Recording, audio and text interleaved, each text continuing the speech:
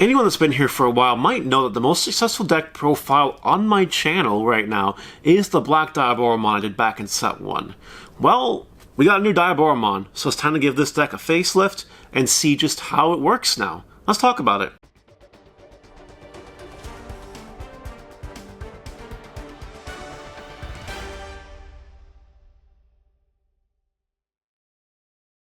By the way, thanks to everyone for getting that video up so high in views. For me, it's really cool. I'd love to see it get 10,000 views. That would be pretty ideal.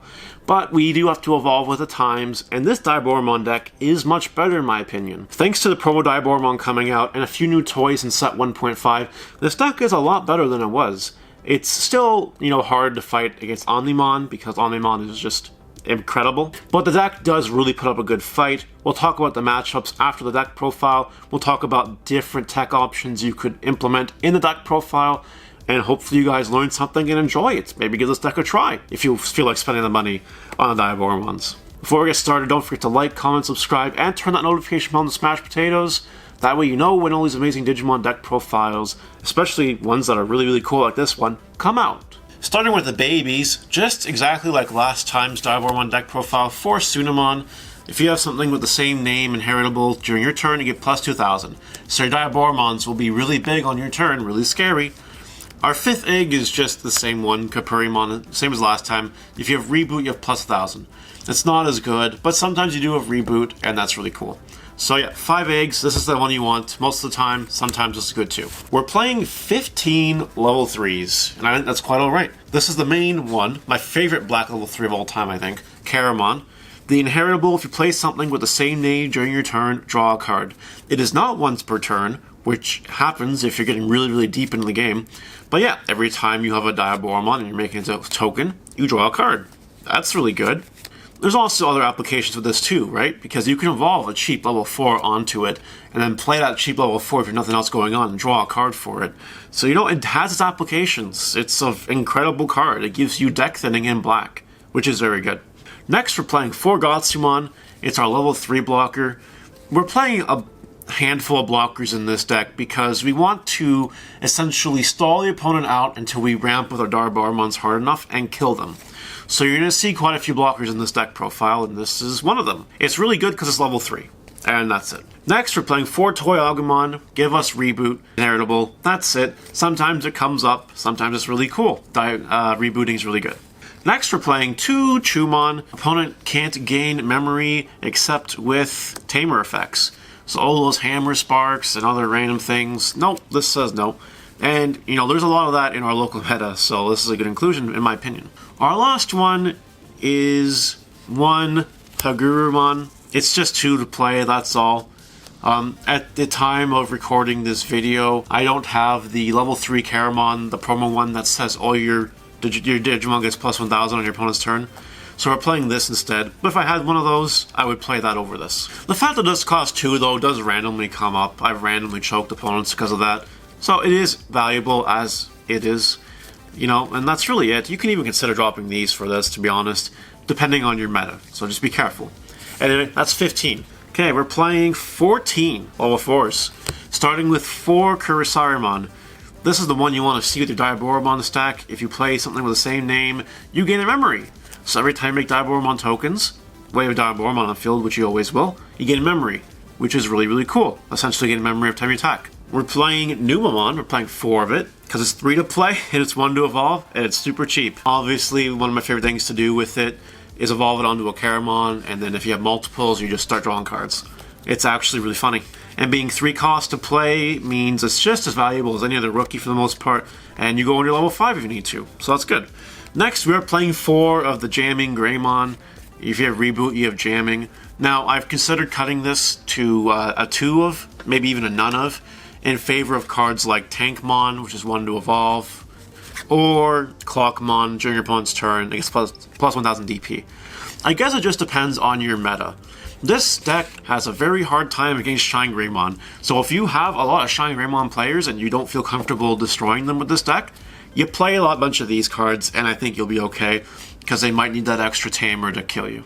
Could come up. I like this because jamming is really fun. It just makes sure you go, unless you run into a Gaia Force, you just go unstoppable, and that's really good. Finally, 2 blocker. We're playing 2 of it instead of 4 of it because it can't actually attack, and sometimes I'm going to want to attack. So we're only playing 2, but it is a really good blocker, and that's what it is. So 14 level 4s. I love this lineup, by the way. We are playing 10 level 5s, starting with the main one, Infamon. This reduces the cost to evolve into a Diaboromon by 1. That's incredible.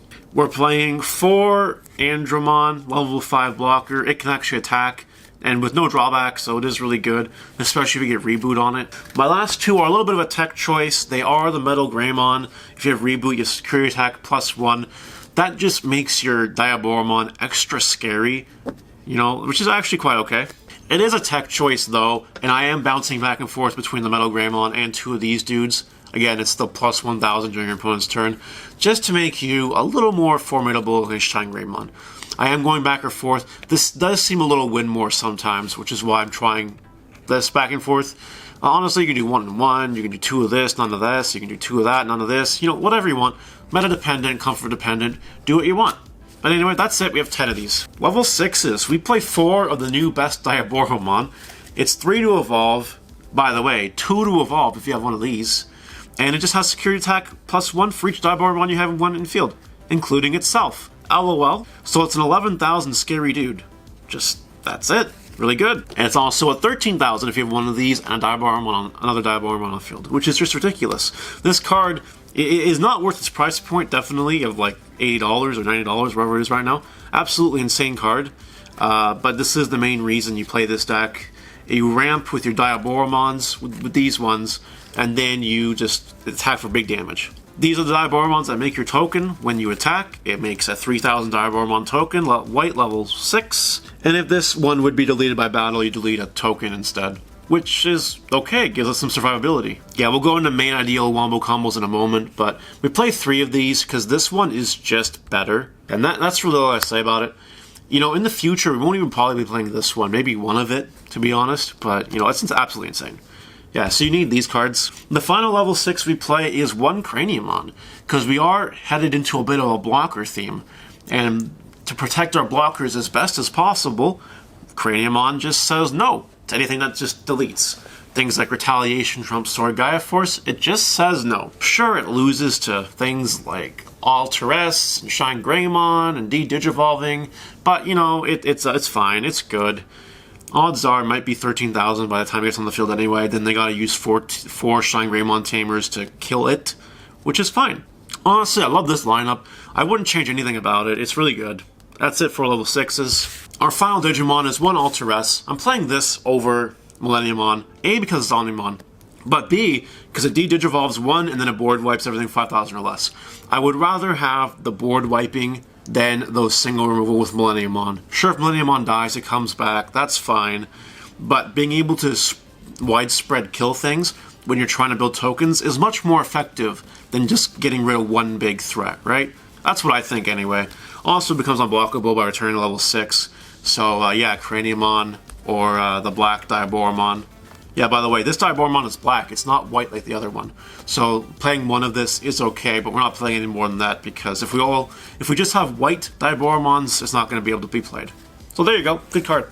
Our last 2 cards are the 2 Tai Kamiya that give you 3 memory at the start of your turn, and during your opponent's turn gives you plus 1000 DP on all your black Digimon. Now, while this is potentially relevant against Shine Greymon and Alteress for that matter, I am playing this mostly actually for the 3 memory. While I hate that my opponents can play into it and play into the 3 memory every single turn, this deck needs its 3 memory at the start of the turn, because you need to be able to evolve into this for 3. If you can with the Kurisarima or the Infamon, and then you need to attack with it and get things going. It really needs its 3 memory, which is why this is here. If it wasn't for that, I wouldn't be playing it, to be honest, but we do need it, so it is here, and it's relevant, it comes up, really cool. Let's go into some discussion about the deck now, because that's it. So when it comes to Diaboromon, there is an ideal stacking order you want to perform. There's a right way to do it, and there's a wrong way to do it. And sometimes, yeah, you don't have any control over it, but if you do, you know, this is what you want to do. Your ideal Diaboromon stack with the one that makes tokens is Karamon and a Kurisarimon and an Infamon into a Diaboromon for 3, and a Sunamon underneath for that matter too. But now, whenever you attack, you make a token, which means you draw a card, you get plus 2000, you gain a memory. That's really good. So this stack is very important. However, there is this Diaboromon now, and you can use the same stack, but alternatively you can make it a little more dangerous with your reboot line, which is why it's still here. That's not a rebooter. Oh well, that's a rebooter. There you go. By doing things like that and then playing the Metal Greymon on top here, this is essentially giving your Diaboromon security attack +2 because it gets one for itself, and has jamming because it has reboot. Like, that's absolutely insane. Come on. You can't tell me that's not good. Like, I love this. It just kills people. It feels like the red structure deck, back when the red structure deck was competitively viable, or even feels like aggressive red. Feels like Rad and Lordmon to a sense. This gets really, really messy.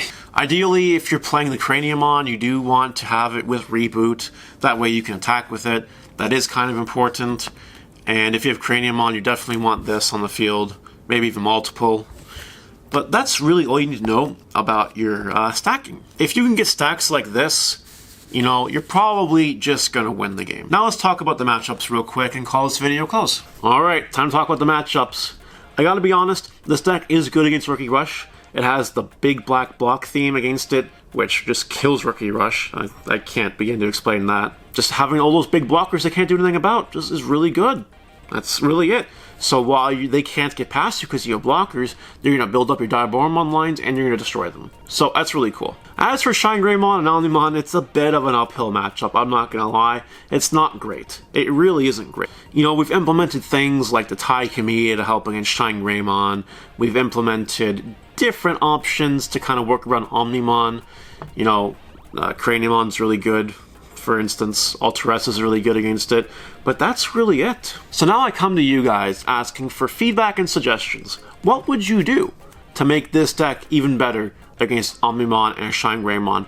Would you play more of the cards that say you get plus 1,000 during your opponent's turn? You know, what would you try to do? Do any of you have experience playing with Diaboromon? I just have fun games. I don't have any tournament play with it. I've just tested it against the 3 big decks of the format, and I know what its weaknesses are. But if you guys have anything to offer, please leave it in the comments. I would love to get this deck a real shot before, you know, set 5 comes out and it's just auto tier 1. Yeah, by the way, this deck is going to be really good in set 5. Lots of token generated cards. Absolutely insane. Love it. Thank you guys for watching the deck profile. I hope you learned something. I hope you give this deck a try if you can afford it and want to spend the money on it. But besides that, you guys have a great day. Take care.